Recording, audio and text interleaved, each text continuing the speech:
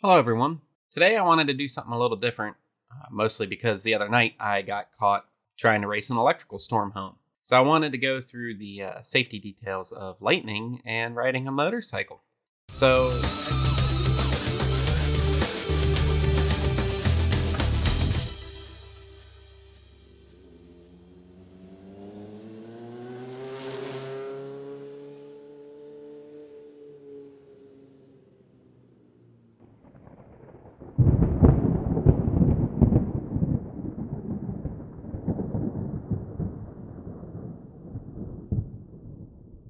so as you can see here, I'm heading home trying to uh, beat this storm.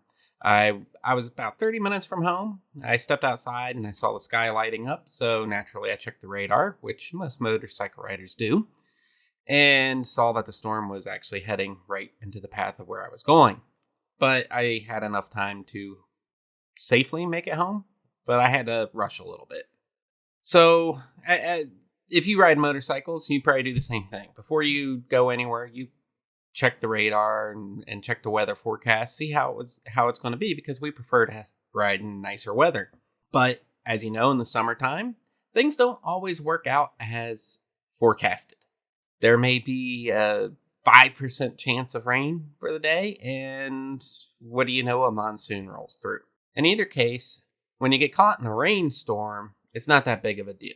I have no problem riding in the rain. If it's a torrential downpour, yes, I'll try and find some shelter, just because the amount of standing water on the ground can make things a little tricky. So otherwise, rain doesn't bother me.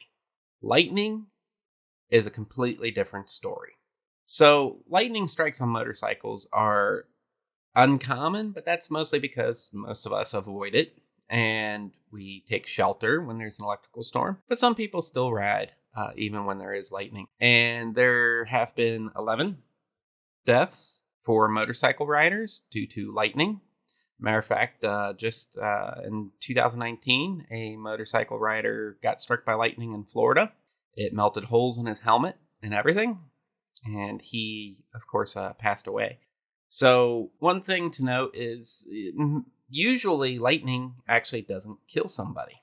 It may cause neuro damages and things like that. But on a motorcycle, if you get struck, you're not going to be able to control the bike. So chances are, if the lightning strike doesn't kill you, the accident will. So let's go into some facts or break some myths related to riding in electrical storms.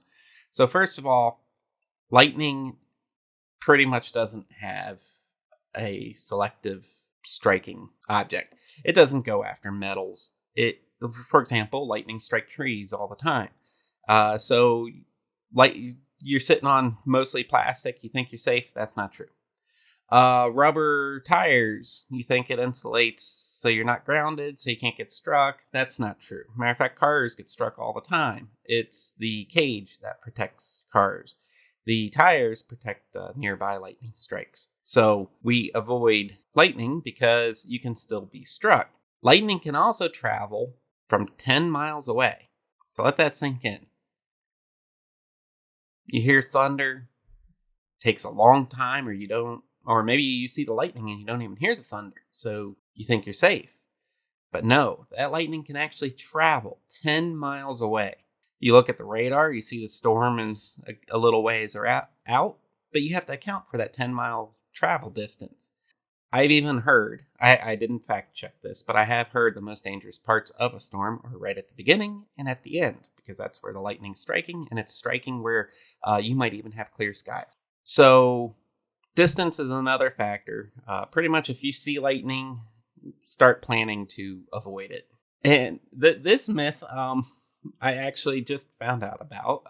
I didn't know anyone actually thought this, but I guess there are people out there who figure if you're traveling at a high rate of speed, even say 100 miles an hour, that they're safer because they are moving faster. This is a myth, and because lightning travels about 300,000 miles an hour.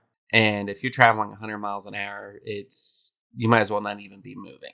So traveling faster means nothing. You want to take shelter. Find a bridge.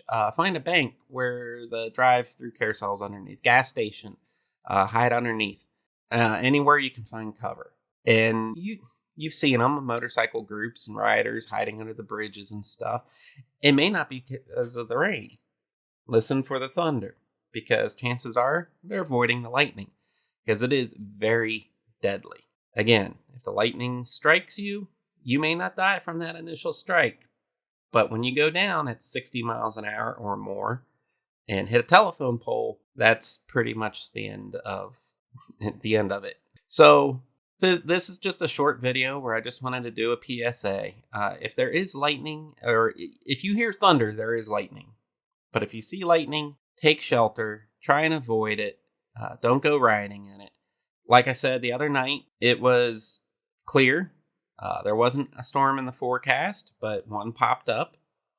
And I was 30 minutes from home. Didn't expect it, but when I walked outside, I saw the sky lighting up, and I had to make a decision. I couldn't stay away from home, so I had to get home. But looking at the radar, I was going to be waiting for quite a few hours. So I hopped on the bike and I tried to beat the storm, and I did. It wasn't even close. I'm pretty sure it was more than 10 miles out when I got home. But you have to plan for that. And I hope anyone who thought these myths were true realizes that they aren't. They avoid riding in electrical storms. Remember, you can have electrical storms without rain. Heat lightning is dangerous as well. So even if it's just up in the clouds, it can still come down to the ground. And I guess that's pretty much it. If you have any questions, please leave them in the comments. I'll try and do follow-ups. I'll even fact check anything. Stay safe out there, and keep the rubber side down. Thanks for watching. If you have any questions, please feel free to leave them in the comment section below.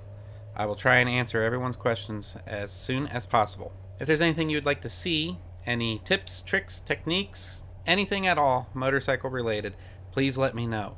I do these videos for you, so anything that you would like to see, I am more than happy to do it. If you like this video, please click that thumbs up button. And if you haven't already, please subscribe and click the bell to notify you whenever a new video drops. Thank you again. Ride safe and keep the rubber side down.